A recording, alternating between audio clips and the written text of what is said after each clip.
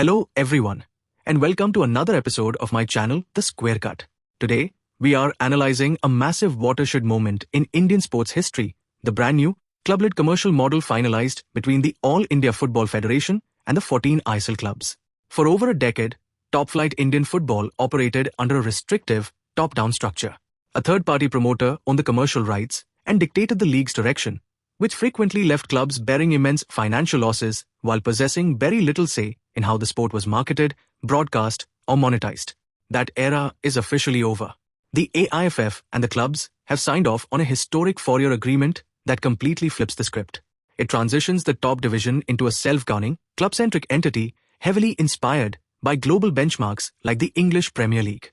Today, we will break down exactly how this model functions, how the money moves, the massive technology partner coming on board, how the entire multi-tiered pyramid connects, and what this means for the future of the sport. The core of this agreement relies on a clean, structural separation between the business of football and the governance of football. Under the old system, these lines were incredibly blurry. Moving forward, they are strictly defined. First, let's look at the commercial side. The 14 ISL clubs have assumed 100% full control over the league's commercial, broadcasting, and sponsorship rights. To execute this, the clubs are setting up a dedicated special purpose vehicle, or an SPV. Think of this as a private corporate board run entirely by the clubs. This SPV will directly issue requests for proposals to television networks, streaming platforms, and major corporate brands. If a corporation wants to buy title sponsorship rights, they deal directly with the club's corporate arm now. On the flip side, we have the regulatory arm, which stays entirely with the AIFF. The AIFF is stepping away from trying to market the league. Instead, they will act strictly as the sovereign governing body. They will manage refereeing standards, disciplinary committees, anti-doping compliance, player registrations, and transfer windows. Essentially, their job is to ensure the league strictly complies with FIFA and AFC rules. By separating the cash from the compliance, both entities can finally focus on their core competencies.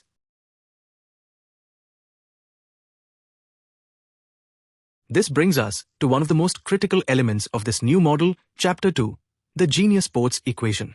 When the AIFF originally went to market seeking a commercial overhaul, a London-headquartered, NYSE-listed sports technology giant named Genius Sports shook the landscape by submitting a massive 2,129 crore rupees bid over a 20-year cycle. Genius Sports isn't a traditional media house. They're the literal data and technology engine that powers the world's biggest sports ecosystems, including the English Premier League, the NFL, FIFA, and NCAA. The clubs, however, made a strategic play. They didn't want a foreign commercial entity to own and control the league's destiny. So, they successfully negotiated a pivot.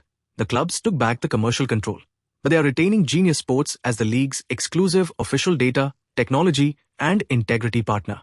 Instead of letting them own the commercial rights, the clubs are working out a long-term arrangement where Genius Sports supplies the ISL with elite global capabilities.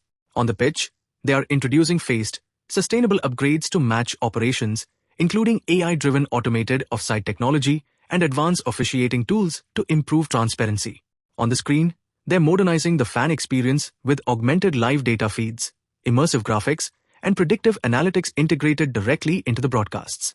Behind the scenes, Genius Sports manages global data distribution and integrity solutions, protecting the league from match fixing and unauthorized betting market data manipulation.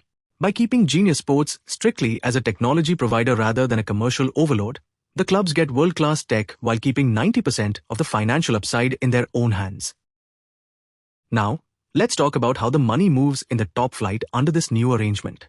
Naturally, the AIFF needs to be compensated for running the operations and refereeing, while the clubs need to recoup years of heavy financial losses. To balance this, the two parties agreed on a tiered financial model.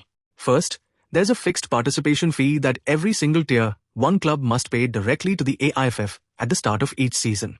This fee scales up slightly every year over the 4-year cycle to account for inflation. In year 1, each club pays 1.1 crore rupees, giving the AIFF an immediate operational fund of over 15 crore rupees. In year 2, it steps up to 1.15 crore per club. In year 3, it goes to 1.20 crore. And by year 4, it reaches 1.25 crore per club. But the AIFF didn't completely walk away from the commercial upside.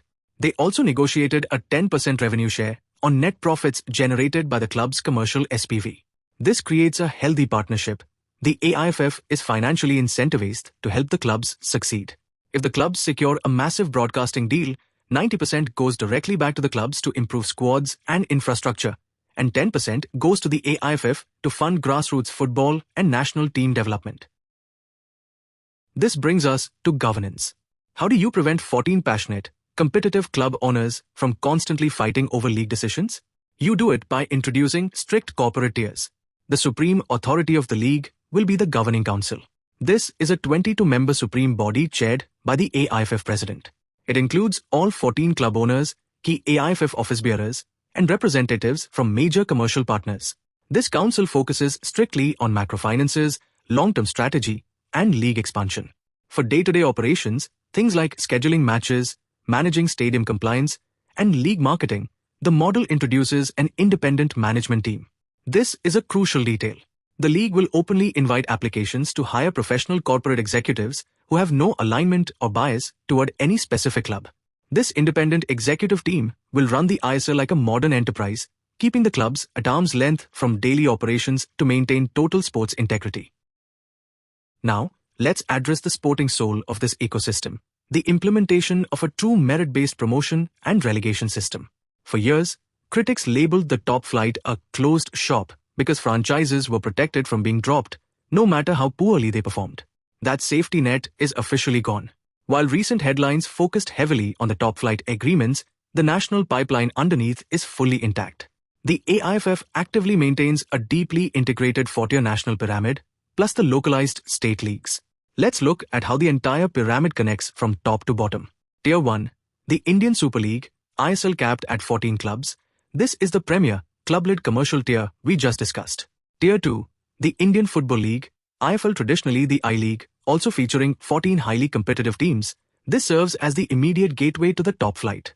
Tier 3, I-League 2, IFL to a semi-professional national league, where emerging clubs build their foundational setups.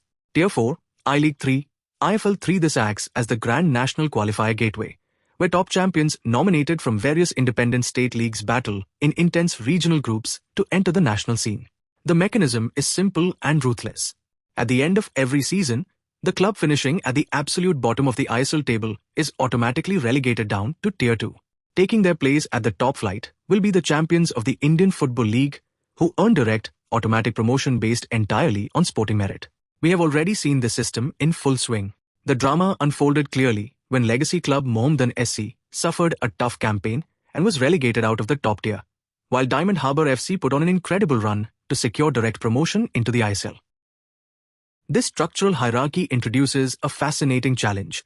How do you manage the lower tiers financially? The short answer is that Tier 2 and below do not follow the ISL's commercial model. Because the lower tiers lack the same massive broadcasting and corporate sponsorship pull, a copy-paste of the top-flight model would instantly bankrupt smaller clubs. Instead, the AIFF operates a dual-track economy.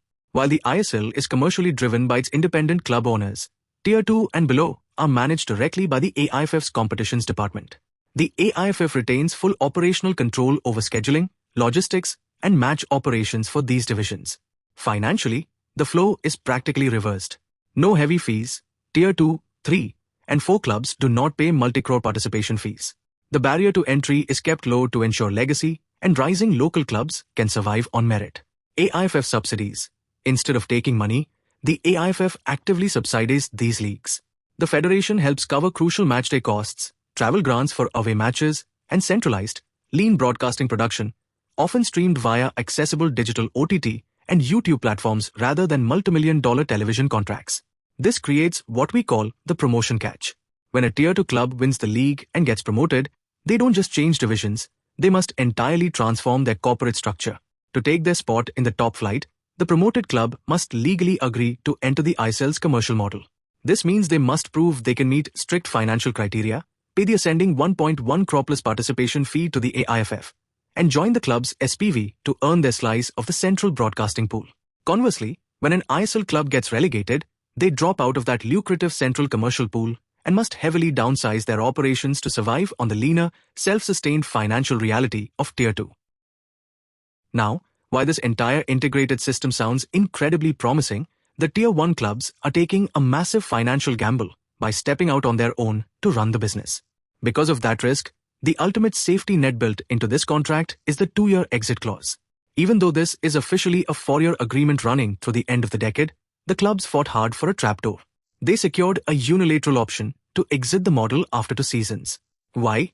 Because sports broadcasting and media markets are highly volatile. If the newly formed corporate SPV goes to market and finds that television valuations, streaming rights, or title sponsorship revenues fail to meet their financial sustainability projections by the end of year 2, the clubs can collectively trigger this clause. They can give due notice, pull the plug, and exit the arrangement to protect themselves from driving into a financial corner. It is a vital business shield. To wrap it all up, what we are looking at is the dawn of a completely mature, modernized ecosystem for Indian football.